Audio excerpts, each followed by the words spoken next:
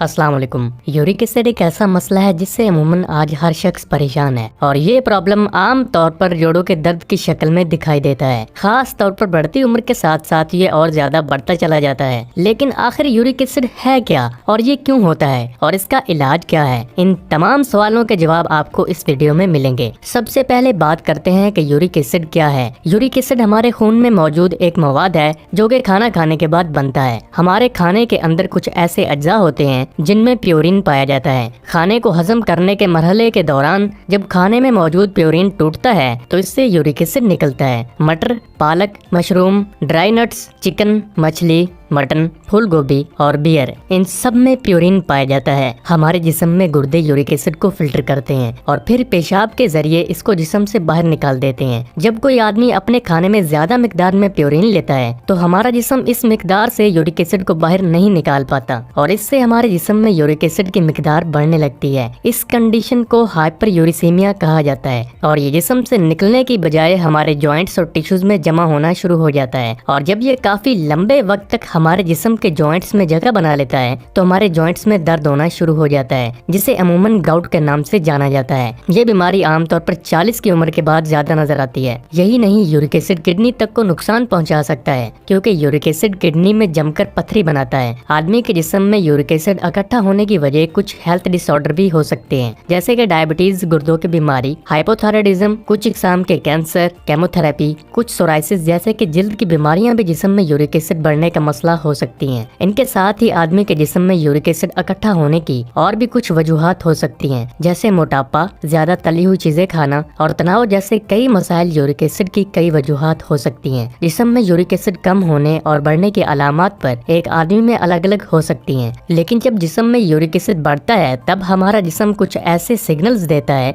जिससे इनकी पहचान की जा सकती है। इन अलामात में जोड़ों में शदीद दर्द, उंगलियों में सूजन आना, चुभन वाला दर्द होना, जोड़ों में गांठ की शिकायत होना, उठने बैठने में परेशानी, किडनी स्टोन के मसाइल, बार बार पेशाब आना, कमर में दर्द रहने जैसी अलामात शामिल हैं। इसीलिए जिस्म में यूरिक एसिड का बैलेंस कायम रखना जरूरी है। लेकिन ये बैलेंस कितना होना चाहिए, आइए जान लेते हैं। यूरिक एसिड की नॉर्मल रेंज मर्द और खवातीन में अलग अलग होती है, जो कि कुछ इस तरह से है। यूरिक एसिड बढ़ने का पता एक ब्लड टेस्ट से लगाया जा सकता है। यूरिक एसिड की मिकदार बढ़ने पर इसको नॉर्मल करने के लिए आपको अपने डॉक्टर से सलाह लेनी चाहिए। डॉक्टर आपको कुछ ऐसे एंटी इन्फ्लेमेटरी एजेंट दे सकते हैं जिसे लेने से आपको फौरन दर्द से राहत मिल सकती है। लेकिन जब यूरिक एसिड को लेवल और कंट्रोल करने की बात आती है तब अक्सर डॉक्टर आपको अपनी डाइट में तब्दीली करने की सलाह देते हैं। इसीलिए जानना बेहद जरूरी है कि यूरिक एसिड बढ़ने पर क्या खाएं और क्या ना खाएं। अपने लाइफस्टाइल में थोड़ा बदलाव करने और अपने खाने पीने में कुछ खास बातों का ध्यान रखने से यूरिक एसिड को नॉर्मल किया जा सकता है। जैसे कि जिन चीजों में प्योरीन की मिकदार ज्यादा पाई जाती है उनका इस्तेमाल बहुत कम करें। साथ ही रिफाइंड या फिर प्रोसेस्ड फूड से भी परहेज करें। पानी खूब पिएं क्योंकि पानी के जरिए जिस्म से नुकसानदेह मादे बाहर निकलते हैं। डेयरी प्रोडक्ट्स की जगह आप अपनी डाइट में सोया, मिल्क, टोफू जैसी चीजों को ज्यादा शामिल करें। एक गिलास पानी के साथ 3 बड़े चम्मच एप्पल साइडर विनेगर लेना भी यूरिक एसिड में फायदेमंद साबित होता है। Strawberry, blueberry